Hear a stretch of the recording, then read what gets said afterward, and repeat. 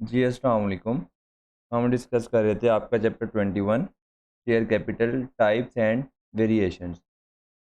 इस वीडियो में हमने डिस्कस करना है आपकी काइंड्स ऑफ शेयर्स कि शेयर्स की कितनी टाइप्स हो सकती हैं।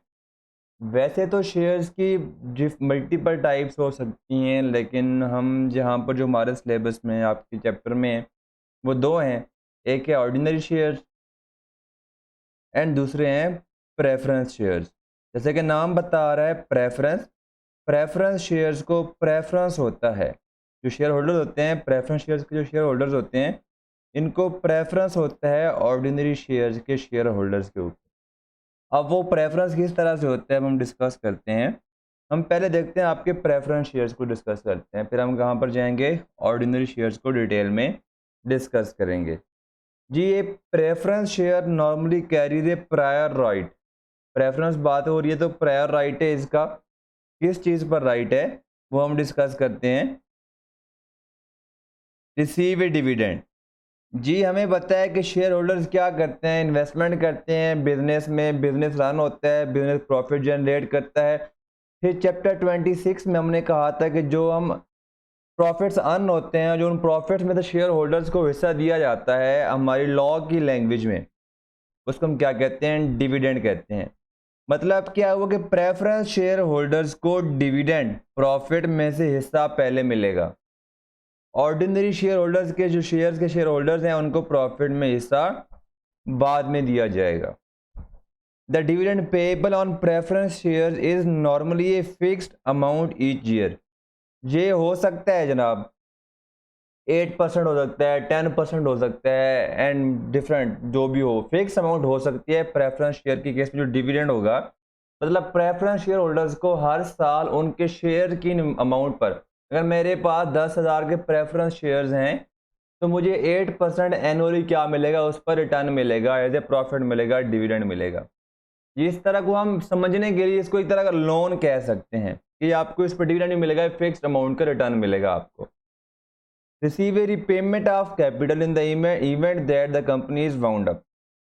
जब आप कंपनी बंद करेंगे, उसकी एक्टिविटीज को क्लोज करेंगे, कंपनी जब सीज हो जाएगी, तो उस केस में पहली जो कैपिटल की रिपेमेंट होगी वो किसको होगी, प्रेफरेंस शेयर होल्डर्स को होगी। उसके बाद कोई पैसे बचते हैं, सारी लायबिलिटीज पे ऑफ करनी है बिजनेस ने अपनी पहले, फिर वो क्या करेंगे, प्रेफरेंस शेयर होल्डर्स को पेमेंट करेंगे उनके शेयर्स की जो अमाउंट है।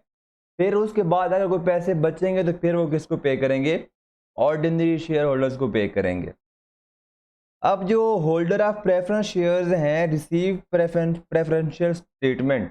जैसे कि मैंने क्या है कि उनको प्रॉफिट में शेयर भी क्या मिलता है, पहले मिलता है, प्रेफरेंस होता है उनको कि इनको पहले शेयर दिया जाए प्रॉफिट में से और ऑर्डिनरी वालों को बाद में दिया जाए। और उस तरह अगर कंपनी बंद होने जा रही है तो जो उन्होंने इन्वेस्टमेंट की हुई है वो पहले वापस की जाए प्रेफरेंस शेयर होल्डर्स को, उसके बाद वापस की जाए ऑर्डिनरी शेयर होल्डर्स को। तो इनको प्रेफरेंस दी जाती है। और प्रेफरेंस शेयर्स की फर्दर मल्टीपल टाइप्स हैं।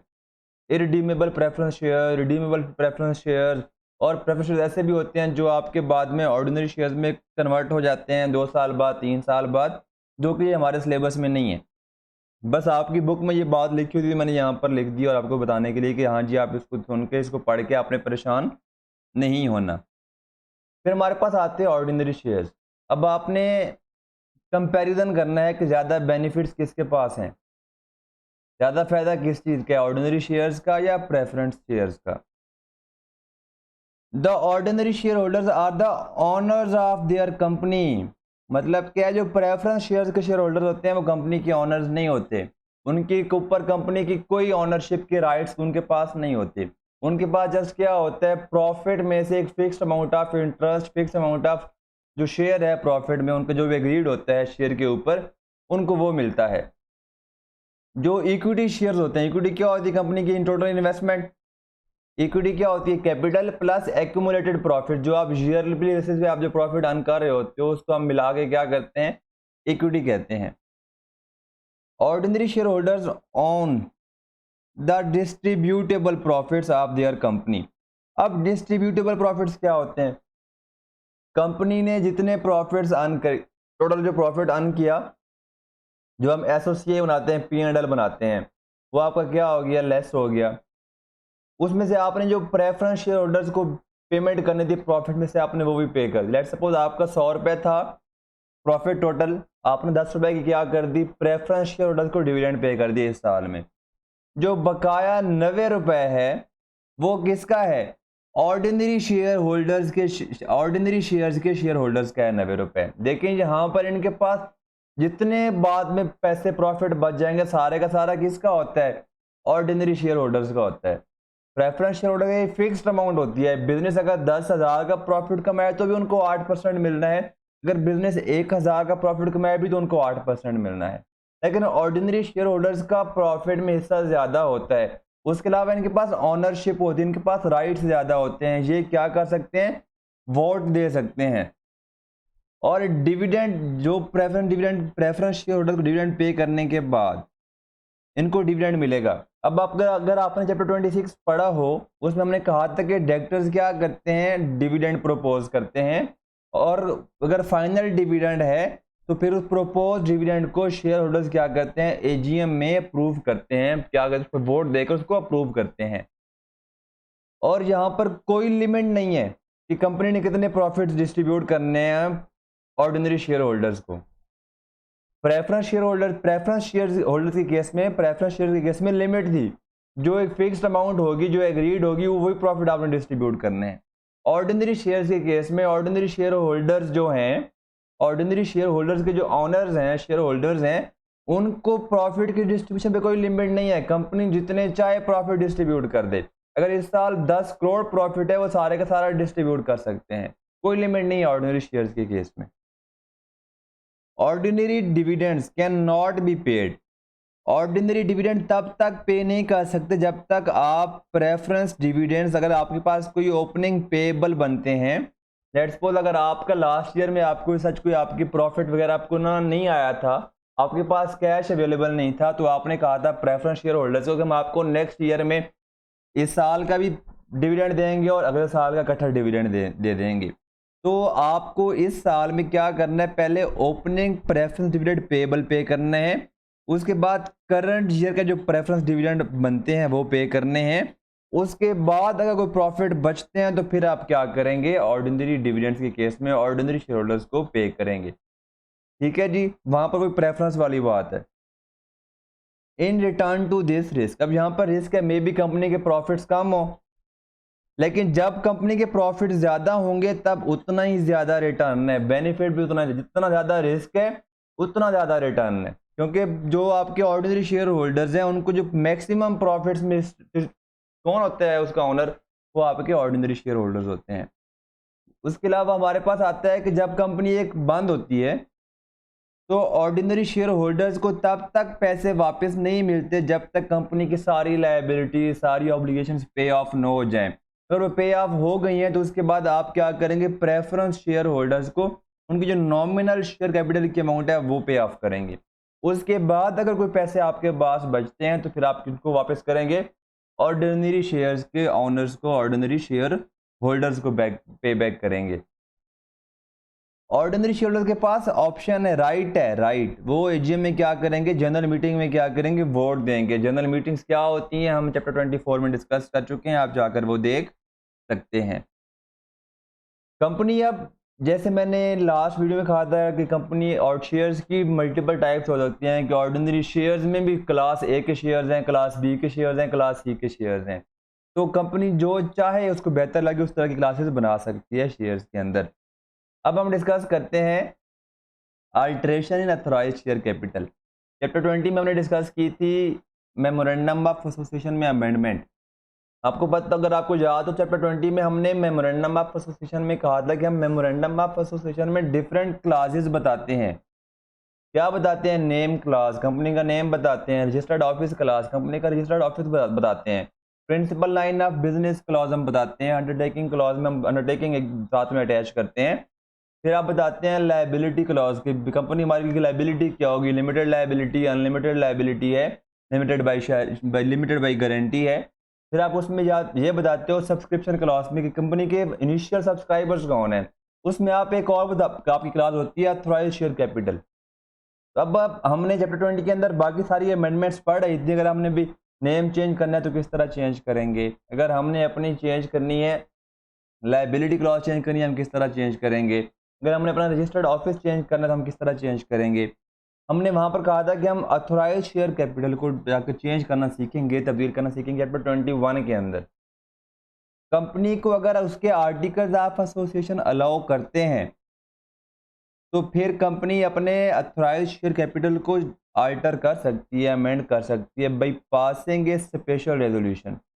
अब स्पेशल रेजोल्यूशन क्या होता है चैप्टर 20 में हम डिस्कस कर चुके हैं कि 3/4 मेजॉरिटी, अगर 100 मेंबर्स ने 100 शेयर होल्डर ने अगर मीटिंग अटेंड की है तो 75 उसमें से 75 शेयर होल्डर्स को इसके हक में एग्री होना चाहिए, हाँ कि 75 वोट्स होने चाहिए कि हाँ जी हम इसको आल्टर करना चाहिए, तो तब आपका ये क्या हो सकता है, चेंज हो सकता है। किस तरह चेंज हो सकता है, आप अथोराइज शेयर कैपिटल की अमाउंट इंक्रीज कर सकते हैं। किस तरह से, आपने जब इनिशियली कहा था कि आपने कहा था हमारी जो अथोराइज शेयर कैपिटल होगा वो 500 मिलियन होगा, ठीक है जी।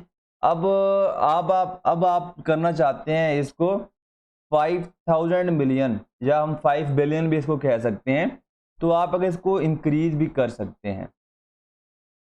Cancel that part of its authorized share capital which has not been paid up till the date of cancellation, and such cancellation shall not affect the rights of paid up shareholders। जी हमने इस chapter की last video में discuss किया था issued and paid up share capital. हमने कहा था कि जो issued and paid up share capital होता है वो क्या होता है, हमेशा अथोराइज शेयर कैपिटल से कम होता है या उसके इक्वल होता है। हमने कहा था कि अभी मैंने एग्जांपल में कहा था कि हमारा जो अथोराइज शेयर कैपिटल है वो है 500 मिलियन, ठीक है जी। अब जो मैंने इशू कर चुका हूं वो है 300 मिलियन।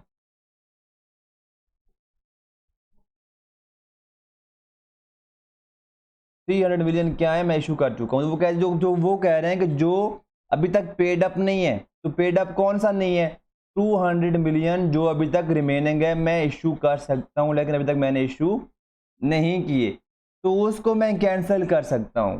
मैं क्या कहता हूं कि जनाब मेरा अथोराइज शेयर कैपिटल 500 नहीं है, वो 300 है, जो रिमेनिंग बीच में जो 2 है वो 200 मैं कैंसिल करवा सकता हूं। तो कैंसिलेशन की वजह से जो 300 मिलियन वाले शेयर होल्डर्स हैं इनके राइट्स पर कोई इंपैक्ट नहीं आएगा। Consolidate the share capital into shares of a larger amount.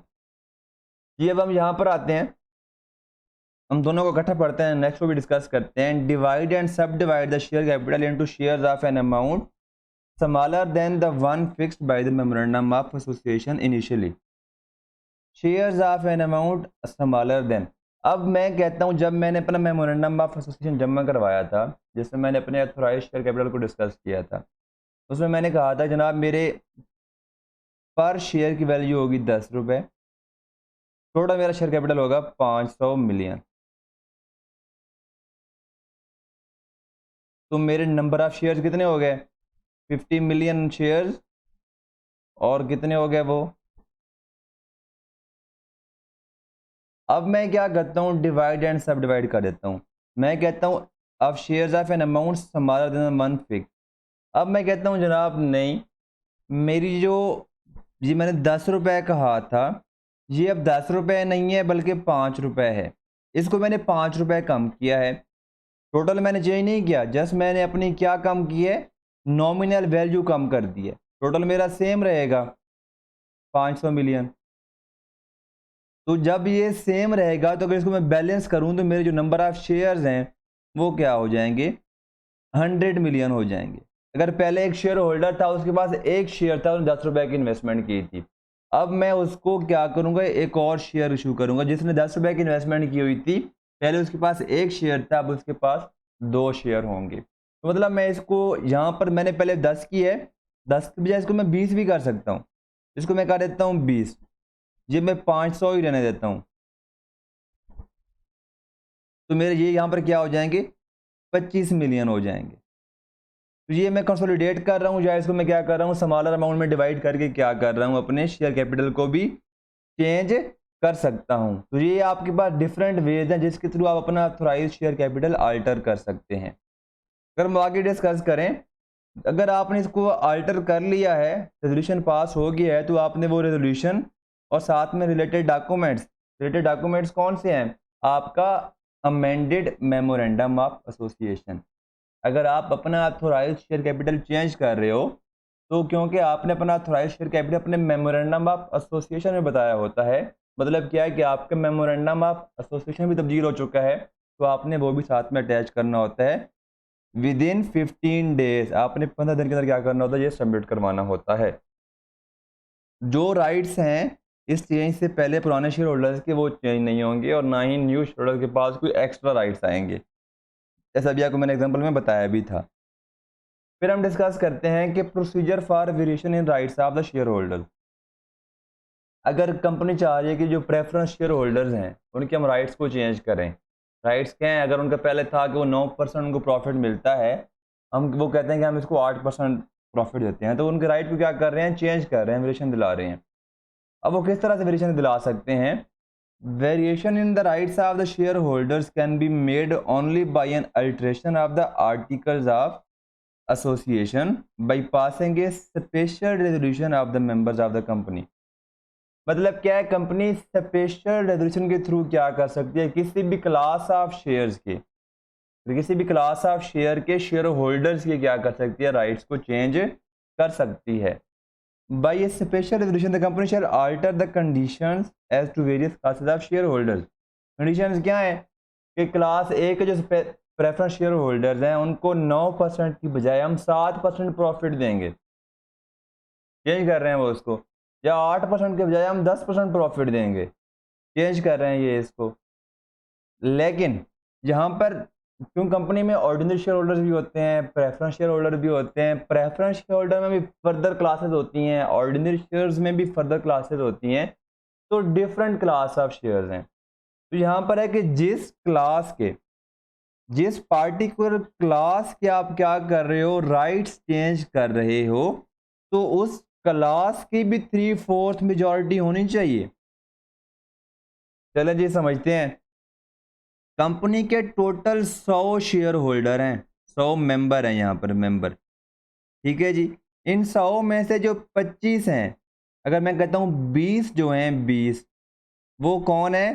Preference share holders हैं। अगर इसमें से बाकी 80 बच गए आपके ordinary share holders, ordinary share holders. अगर ऑर्डिनरी शेयर होल्डर्स चाहें तो वो आसानी 80 के 80 जमा होके 75% कर गए, 3/4 मेजॉरिटी हो गई। वो क्या कर दें? स्पेशल रेजोल्यूशन पास कर दें और प्रेफरेंस शेयर होल्डर्स के राइट्स को क्या कर दें? कुचल कर रख दें।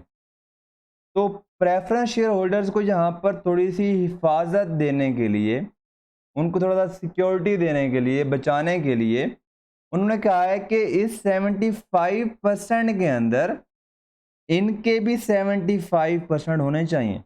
मतलब यह है कि अगर कंपनी प्रेफरेंस शेयर होल्डर्स के राइट्स आल्टर करने जा रही है, तो कंपनी के इस 75% में प्रेफरेंस शेयर होल्डर्स के भी 75% होने चाहिए। मतलब क्या हो गया? मतलब 20 में से कम 15 मेंबर्स, प्रेफरेंस शेयर होल्डर के 15 मेंबर्स भी एग्री होने चाहिए और टोटल क्या होना चाहिए? 75% होना चाहिए। मतलब क्या हुआ कि 15 मेंबर्स, 20 में से 15 मेंबर्स का एग्री होना कंपलसरी है, अदरवाइज उस क्लास के जो राइट्स हैं वो अल्टर नहीं होंगे। अगर आपको ये बात समझ ना आई हो तो आप कमेंट्स में पूछ सकते हैं, इंशाल्लाह मैं कमेंट्स में आपको डिटेल में आंसर कर दूंगा। अब अगर राइट्स अल्टर हो गए हैं, किसी को बाद में ख्याल आया कि जी हमारे साथ ज्यादती हुई है, क्योंकि 15 एग्री कर गए, बाकी 5 जो एग्री नहीं किए उनको लगता है हमारे साथ ज्यादती हुई है, तो क्या वो चैलेंज कर सकते हैं इस चीज़ को? जी कर सकते हैं। एनी मेंबर और members of the affected class representing at least 10% share holding of that class. अगर एक क्लास है प्रेफरेंस शेयर होल्डर्स की, उनके टोटल 20 मिलियन शेयर्स हैं, टोटल 20 मिलियन शेयर्स, तो उसके पास किसी पर्सन के पास 2 मिलियन शेयर्स हैं, 2 मिलियन अगर प्रेफरेंस शेयर्स हैं तो फिर वो क्या कर सकता है, इस डिसीजन को, उस रेजोल्यूशन को, उस आर्बिट्रेशन को चैलेंज कर सकता है। कहाँ पर जाकर? कोर्ट में जाकर।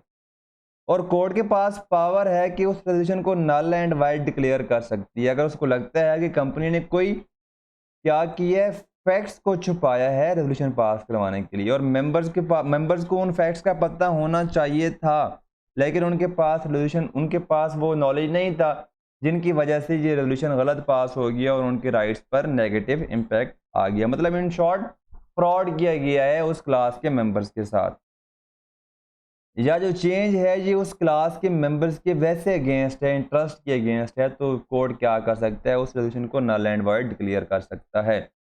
और ये पर्सन 30 दिन के अंदर अप्लाई करेगा कोर्ट में। जिस दिन पर वो रेजोल्यूशन पास होगा, अल्ट्रेशन होगी, 30 दिन अंदर क्या करेगा, अप्लाई करेगा कोर्ट में। और जो डिसीजन ऑफ कोर्ट है वो फाइनल होगा। उस कोर्ट के डिसीजन को आप सुप्रीम कोर्ट ऑफ पाकिस्तान में भी चैलेंज नहीं कर सकते। और जैसे ही कोर्ट का ऑर्डर आएगा तो 15 दिन के अंदर रिसीव होने के 15 दिन के अंदर कंपनी ने क्या करना है, वो ऑर्डर रजिस्ट्रार को जमा करवाना है। अब हमारा लास्ट टॉपिक है इस चैप्टर का। पहले ये बातें काफ़ी ज़्यादा थी कि purchase of own shares by ये कंपनी में काफ़ी सारी रिस्ट्रिक्शंस थी, लेकिन अब एक ही बात है, बाकी ज़्यादा सारी चीज़ें सिलेबस से डिलीट हो गई हैं। Listed company is allowed two by back its on share. ये है बाई बैक, बाई, बहुत प्यारा लिखा है मैंने जी, buy back its on shares. मतलब जस्ट लिस्टेड कंपनी क्या आपके कंपनी अपने शेयर्स क्या कर सकती है, बाई बैक कर सकती है। बाकी जो इसमें चीज़ें आपकी स्टडी डेस्क में लिखी हुई हैं इस पॉइंट के अंदर, टेबल के अंदर, वो आप सिलेबस में नहीं है। आपका चैप्टर 21 यहाँ पर क्या हो गया, ओवर हो गया। Thank you.